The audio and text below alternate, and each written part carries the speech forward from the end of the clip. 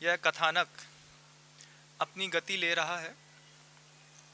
अकृत पुण्य का संवाद आपने पिछले 2 रविवारों में सुना। उसी क्रम में उसी कथा को और आगे समझने के लिए हम पुनः यहाँ प्रस्तुत हैं। इसके पहले आपने देखा कि कैसे वह अकृत पुण्य जब मुखिया बलभद्र के यहाँ अपनी माँ मृष्टदाना के साथ काम करता था, तो बलभद्र के देवदत्त आदि 7 पुत्र थे। वे 7 पुत्र जरा जरा सी बात में उस अकृत पुण्य को बार बार मारते थे। माँ मृष्टदाना बड़े घर की कन्या होने के बाद भी और मुखिया बलभद्र के यहाँ जो शीशवाक नामक गांव में था, वहाँ पे उसके घर में खाना बनाती थी। खाना बना करके पूरा का पूरा भोजन जब घर के परिवार के सारे लोगों को करा देती, उसके बाद अंत में जो कुछ थोड़ा बहुत बचता वो पहले अपने पुत्र को कराती और उसके बाद उसी शेष बचे हुए भोजन से वह अपना जीवन यापन कर रही थी। बच्चा ही था अकृत पुण्य, और उसी बालकपन में जब वो अपनी माँ के हाथ की बनी हुई अन्य पदार्थों को बलभद्र मुखिया के जो पुत्र थे देवदत्त इत्यादि 7, उनके लिए जब वो माँ देती थी तो अकृत पुण्य का भी मन होता था कि मैं भी कुछ अच्छा खा लूं, लेकिन खाने के लिए उसको वो चीजें नहीं मिलती थी। और एक बार की बात है कि माँ मृष्टदाना ने बलभद्र के घर में बहुत अच्छी खीर बनाई। खीर बनकर तैयार हुई और जब वो खीर बलभद्र इत्यादि के पुत्र खा रहे थे तो वो अकृत पुण्य कहता है कि मुझे भी खीर खाना है। बच्चा ही तो है, मांगता है कि आप लोग खा रहे हो, मुझे भी खाना है। तो बलभद्र के जो देवदत्त आदि 7 पुत्र थे, वे 7 के 7 पुत्र पहले अकृत पुण्य से पूछते, अच्छा तेरे को खीर खानी है? हाँ मुझे खीर खानी है। तो खीर खाने के लिए कटोरा, खाली कटोरा आगे बढ़ा करके जैसे ही वो कटोरा पकड़ने को करता, 7 के 7 पुत्र मिलकर के अकृत पुण्य को खूब मारते। और उस दिन तो हद हो गई जब अकृत पुण्य को देवदत्त और 7 पुत्रों ने इतना मारा कि उसकी आंख और ओंठ का ऊपरी भाग पूरा सूज गया।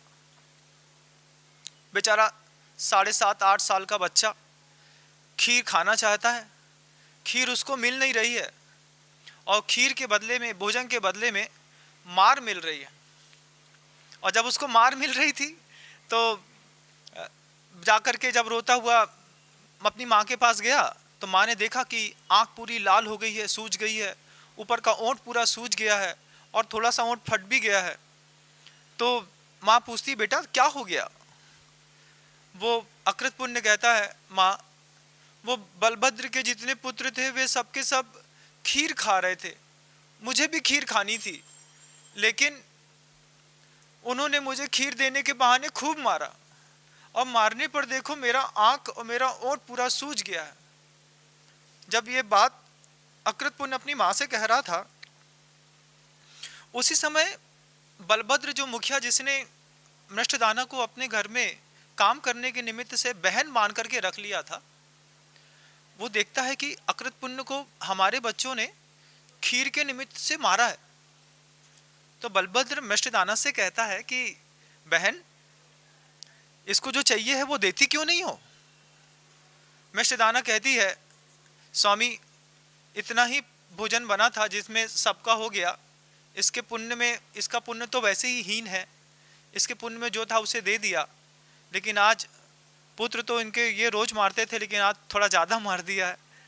तब बलभद्र को बहुत बुरा लगा और बलभद्र सोचने लगे कि मेरे 7 पुत्र हैं, इन 7 के 7 पुत्रों को इसकी माँ अच्छे से खिलाती है और इसके पुत्र को ही भोजन नहीं मिलता।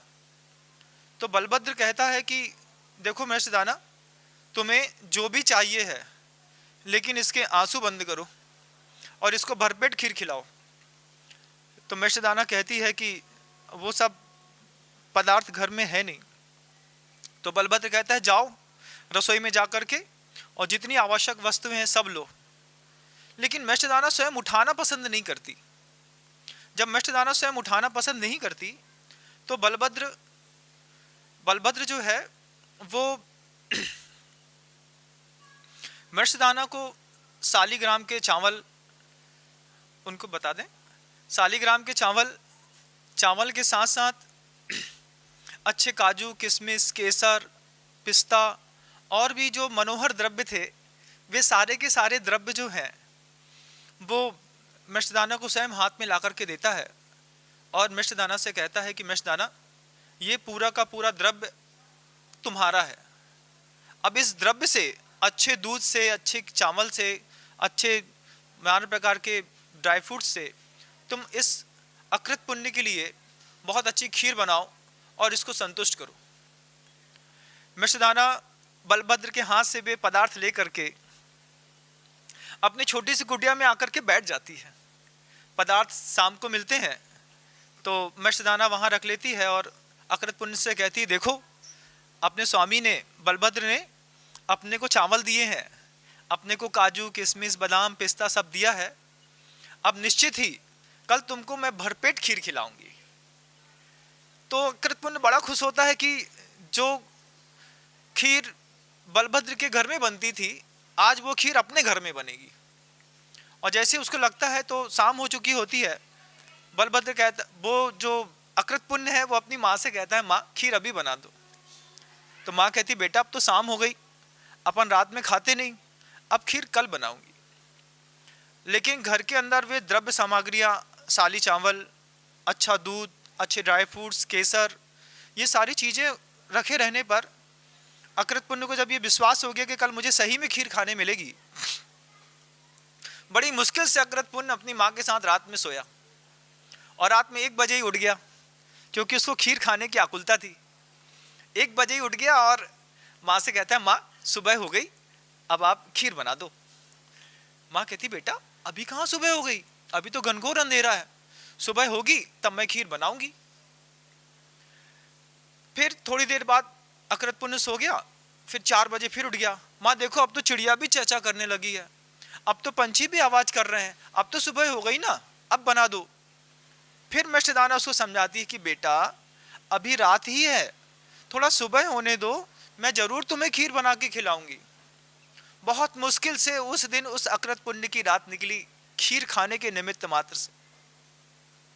आप लोगों का तो बंधुओं बहुत तेज पुण्य है कि बहुत कुछ आप लोगों को भोजन में मिलता है, और जब कभी भी आप अपने घर में थाली में कुछ छोड़ते हैं तब ध्यान रखिएगा कि आप जिस भोजन को आज छोड़ रहे हैं उतने से भोजन के ऊपर कभी किसी का जीवन भी आश्रित होकर के टिक सकता है। जय जिनेंद्र, अगर आपको मेरी वीडियो अच्छी लगती है तो प्लीज़ मेरे चैनल को सब्सक्राइब करिए, लाइक करिए, शेयर करिए। इसी तरह से अपना प्यार मुझे देते रहिए।